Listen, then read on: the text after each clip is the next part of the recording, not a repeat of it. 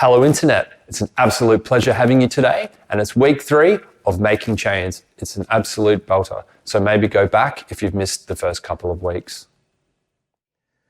Well, hey there, Elevate friends and family. Great to have you with us for the third and final week of a series we've called Making Change. This is our annual teaching series on God's perspective and God's principles when it comes to financial management. And this is something that we can all benefit from because it's something we all have in common, and it's something that many people certainly struggle with and stress over.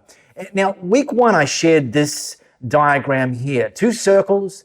One is prevailing culture. This is the culture we live in, wherever you are in the world. And then overlapping with that is kingdom culture. And there is some overlap in many areas of life, including financial management. But there's also some aspects that don't overlap. And when they don't overlap, the pro move is for us to orient our thinking and our actions into kingdom culture, not prevailing culture, because kingdom culture is God's pathway to better. And one of the ways we do that is what Paul wrote to the church in Rome about, and we've talked about this each of the first 2 weeks, where he said, don't copy the behavior and customs of this world, but let God transform you into a new person by changing the way you think. And so one of the goals of this series is to move our thinking from prevailing culture when it comes to financial management into kingdom culture, because that's where God's promises are experienced. So what I want to do today is I just want to highlight and maybe challenge some thinking, some areas of thinking, some ways of thinking that have become normalized in prevailing culture, but don't actually overlap with kingdom culture. Now, I've introduced you to our little puppy a couple of weeks ago. Her name is Rumi. She is a Shih Tzu, 7 kilograms, 2 years old. She's amazing. But here's the thing about Shih Tzu, the breed. They are fussy eaters. So you need to know that about them. The other thing that's helpful to know is that they were bred to be companion dogs, bred for company. And so when you know that, one of the keys to getting Rumi to eat is social eating. Like, she wants to eat when you eat. It doesn't have to be the same food, but it has to be the same shared experience. Well, at least sort of. It doesn't quite work brilliantly for me because from her perspective, I'm the spare human. But I eat dinner kind of a little bit earlier than most. And so when I'm eating dinner, I'll offer her some food at the same time. She's kind of take it or leave it. Mixed results. My wife, Rumi thinks she's her mom, like her actual biological mom, which is a thing called imprinting in the dog-human world. She doesn't know that Louisa, my wife, is just someone that scooped her up from her mom, aged 8 weeks, but we don't have to get into that. So anyway, but Louisa, my wife, she works insanely long hours, and so she typically has dinner much, much later than I do. And every single meal, little Rumi wants to eat with Louisa, which is great. But by this time, it's like 8 p.m., 9 p.m., and little puppy is starving. So she will often have seconds, and she'll often even have thirds. Well, it's a problem when you only weigh 7 kilograms, and it's a problem we encountered in the wee small hours of Tuesday morning when we heard a particular sound, which we hear quite regularly.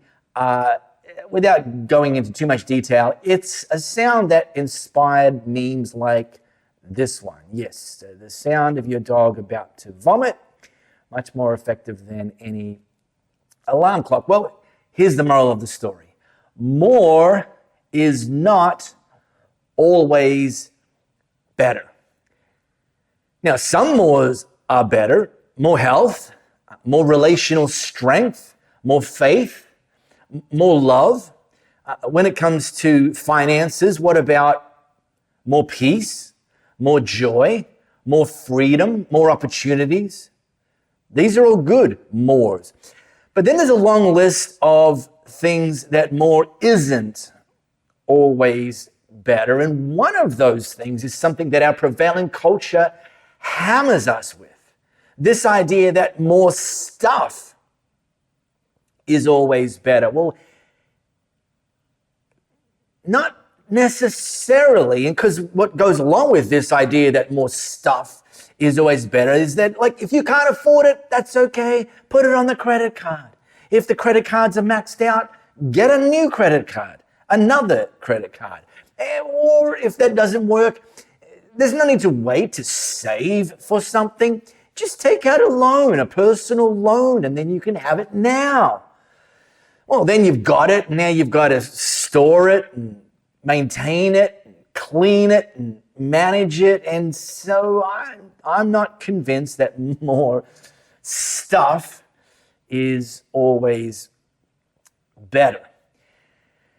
And I'm going to show you something that Paul, the same guy that wrote that letter to the church in Rome, something he wrote to one of his young leaders. So if you've got your smartphone camera, scan this flow code. It's going to take you to actually one of the two letters that Paul wrote to this particular young upcoming leader, is a guy named Timothy. This is the first of those two letters. And so Paul was known to go around the known world, planting churches, discovering, developing, and deploying leaders, and then continuing to coach them and mentor them. And Timothy was one of those. And so Paul did that by letters oftentimes. So this is one of the letters, and let me drop you into a slice of what Paul wrote to Timothy. And by the way, at this point, Timothy was leading a church, so this instruction wasn't just to Timothy. This was for Timothy to then pass on and teach the people in the church that he was leading. So Paul wrote this: "Yet true godliness with contentment is itself great wealth. After all, we brought nothing with us when we came into the world, and we can't take anything with us when we leave it. So if we had enough food, enough clothing, let us be content." So Paul uses this word contentment twice in this short slice. First thing I just want to make sure we are clear on, don't mistake contentment with complacency. Complacency is lazy. Complacency is like, well, I've retired a long time ago, I just didn't tell anyone. Complacency has stopped trying. Contentment is not the same as complacency. Contentment is living with a sense of enoughness.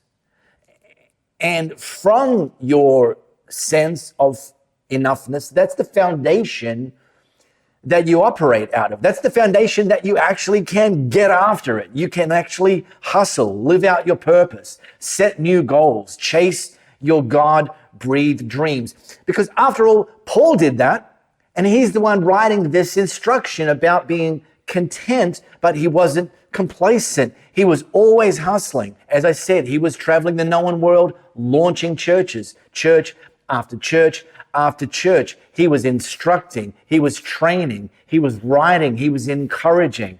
He was sacrificing his own comfort and continued to stretch himself, but he did it out of a sense of enoughness, typifying that it's possible to be happy while you hustle. Now, he also uses this phrase, great wealth. And I wonder what you think of when you hear that phrase, great wealth, or who you think of, or what sort of toys the people you think of own and show off that equates them obviously having great wealth. Because there's a formula that our prevailing culture tells us will lead to great wealth. It's simply success and money. More success and more money, obviously, will lead to great wealth. Now, this idea of more success and more money, these are not bad things. In fact, I'm pretty sure God wants good things for his kids. Like success is a Bible word. You'll read it again and again and again where God promises great success. God wishes great success. God wants to lead his kids to great success. And by the way, I've had people over the years kind of confront me about this, like, oh, success is not a Bible word. I'm like, well, firstly, it is. You should read it sometime. Secondly, what's the opposite of success? Yeah, failure. Okay, so you're telling me that's what God wants for us? I don't think so. But it's true that God might define success differently to how our prevailing culture defines success. And one of the things that contentment highlights is that great wealth and being content, be careful if you place your faith and hope in success and money, because that just simply points to the fact that when you're going up in success and money, then you can be content. And when you're not going up or perhaps even going backwards with regards to success and money, then you obviously can't be content. That's not this at all. Paul's really underscoring the warning against us putting our faith in money, making the pursuit of money our number one priority. And I'll come back to this.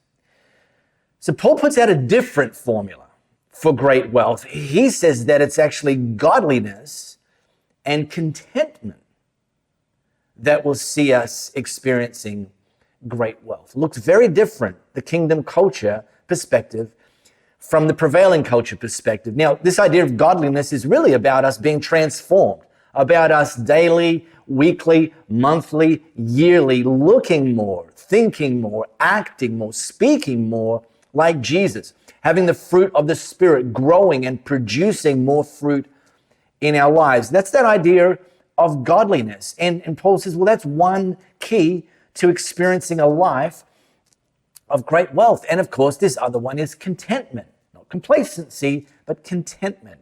Being grateful for what you already have, being grateful for how far God's already brought you, not settling, but being content.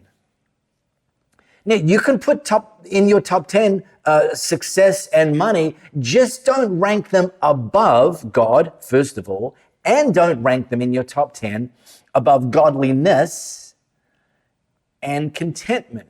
Because here's the truth. Money can make you rich, but only God can give you a rich life. Okay. Paul then highlights another thing that's misunderstood between prevailing culture and kingdom culture. He continues on, but people who long to be rich fall into temptation. Again, these are warnings, and are trapped by many foolish and harmful desires that plunge them into ruin and destruction for the love of money. And I want you to read this on the screen and hear this very, very clearly. For the love of money, because this has been misquoted countless times throughout history, that it's money is the root of all kinds of evil, but it's not. It's the love of money that's the root of all kinds of evil, because money is simply a tool. And tools in and of themselves, while they're sitting on a shelf, are neutral. What empowers them for good or for bad is whose hand you put them in. So take a knife, you put that in the hand of a chef, and they'll do great things with that. You put that same knife in the hands of an evil individual, and of course, negative outcomes will ensue. The knife is simply a tool. Money is simply a tool. It can be used for good, or it can be used for evil. And so Paul's instructing us and inviting us to not love money, but instead love the good that money can do. And he's going to talk more about that, and I'm going to talk more about that as we wrap this up. And so getting things in order, priorities in order, practices in order. And when I say in order, I'm talking about lined up with kingdom culture, with God's principles and perspectives. And the best understanding that we have is that it looks like give, save, live. When money comes into your world, the paycheck is the classic example. Give first, pay yourself second, aka save, and then live off the rest. And in fact, we kind of put out there a pretty good rule of thumb: 10% give, 10% save, 80%, then live. And look, these might be aspirational goals, like give 10%, I'm not even giving anything, or I'm only giving 2%. That's fine. Every big change has a small beginning, and you got to start somewhere. Saving, I can't save. I'm not saving anything. Living off 80%, I'm living off 110% right now. Well, again, we're teaching this because these might very well be, and I'd encourage you to consider them and take them on as aspirational goals. God, I'm not there yet. In fact, I'm not even close to being there yet. That might be for some of you. But you know what? You and I, let's move together in that direction. And starting with give, and we kicked this series off talking about that and highlighting something that God spoke through a spokesperson named Malachi about bringing the first 10%, called the tithe, and the first and the best 10% into the temple or into the church, and so that the church is well resourced. And then he promises if we do that, he'll open up the windows of heaven and pour out a blessing so much we can't even contain it. And then he dares us to put him to the test with this. So this idea of bringing God the first and the best, like that's the first thing we do with the income that comes into our world. It's about honoring God. It's about learning to trust him as our provider by, giving him 10%, trusting that he's actually going to multiply the remaining 90%. It's about an invitation to partnership, identifying that, God, I want to invite you into my financial world. Let's manage this together. I mean, you created it. You provided it. You probably know better than most people how to manage it. And then I think it's also a great antidote for getting trapped by falling in love with money because you are giving it away. It's like, I'm not in love with money. I'm in love with what money can do. So I'm going to send it to where it can do great kingdom good. Now, God said, test me, like, give this a shot. This is one of those, don't knock it till you try it. Yeah, right, I agree. And it's the only time God says to test him. So I put it out there. If you're not yet giving to God, bringing your first and your best, I'm inviting you to take a 90-day challenge, like literally start. And it might not be starting with 10% because, again, that might be an aspirational goal. It might be starting with 1% or 2%. And when you take that first step, set a reminder on your calendar for 90 days, and then keep giving. Every time income comes in, keep giving, keep taking those steps, be consistent. And at the end of 90 days, just do an honest assessment as to whether or not your life is more, and I'm not saying your bank account, I mean, it could be, but whether your life is more or is less as the result of having put God first. And if it's not, then, well, it seems like God failed the test, but I don't think that's going to happen. Now, I'm going to skip over save because then we did this last week. So go back and watch that or listen to that on our podcast. I skipped over save again because the idea of saving 10% may be an aspirational goal.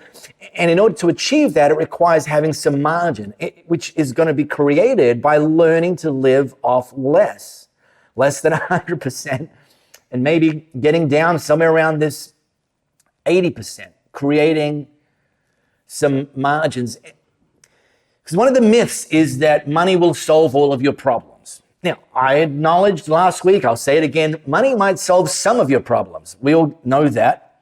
But the reality is that at every income level, you'll find people living paycheck to paycheck because the rookie mistake that too many people make and continue to make is that every time, if and when their income goes up, they ratchet up their expenditure accordingly. And so they keep pace with one another. And so there's never any margin. So one of the suggestions I want to put to you as we launch into this new financial year and consider making some new financial year resolutions is develop a spending plan. And I've had people push back on that. Oh, Jesus said, don't worry about tomorrow. Yep, he did say don't worry about tomorrow. He didn't say don't plan for tomorrow.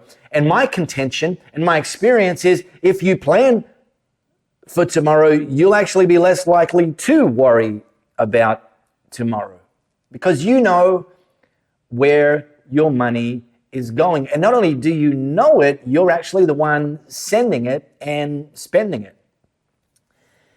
One of my favorite shows to watch on the Food Network is a show called Restaurant Impossible. And here's where a very successful chef, American-based chef and restaurateur and TV chef called Robert Irvine goes into a struggling restaurant and takes 48 hours to try and turn that struggling restaurant around. One of the first things he does is he sits down with the owner of the restaurant and he quizzes them about their profit and loss, about their expenditure. How much did you spend on wages last year? And the answer is almost always, I don't know. How much were your food costs last year? I don't know. How much were your electricity and, I don't know. And he'll say to them, well, how can you ever expect to run a successful, profitable restaurant if you don't even know what you're spending? And so he gives these people, pretty much every episode this comes up, he gives them homework overnight, come back to me tomorrow with the breakdown of everything you spent in the key categories of running a restaurant, everything you spent last year. And then we're going to assess whether that was good expenditure, whether there's better ways to spend, whether there's ways to save, cut costs, and so on. It's wise advice and great practice for a restaurant owner. Well, the same wisdom and practice we can adopt in our own lives. Knowing where we're sending it and knowing where we're spending it. And in fact, getting a better handle on that will, over time, typically give you the freedom and the opportunity to be even more intentional with sending it. I'm talking about giving, and spending it. I'm talking about you having a level of control, working with God, managing your finances. Now, I know, sounds laborious. I've done everything in my power to avoid calling it a budget. I'm calling it a plan. But I know just renaming it doesn't necessarily mean it's going to be easy. In fact, making the plan and then consistently executing the plan, yeah, it might be hard. I get that. But you know what else is hard? Being broke is hard. Living under the weight of constant stress is hard. So I'm going to encourage you to choose your hard, and choose your hard by developing and sticking to a plan. Now, if you're praying for a miracle, keep praying for a miracle. And while you're waiting, develop a plan. Give something God can actually bless along the way. And then finally, Paul continues on, teach those who are rich in this world. And you might think, well, that's not me. Actually, it probably is compared to many people in the world. Maybe not compared to your neighbors or your family or your colleagues, but trust me, if you live in a house and you've got access to clean drinking water and reliable transport, well, globally speaking, you're rich. So teach those, this is St. Timothy, teach those who are rich in this world, that's you, that's me, not to be proud and not to trust in their money. So Paul's not dunking on them having money, not saying they shouldn't have money, not saying they should give it all away and live out in the desert somewhere. No, he said just don't put your trust in money, which is so unreliable.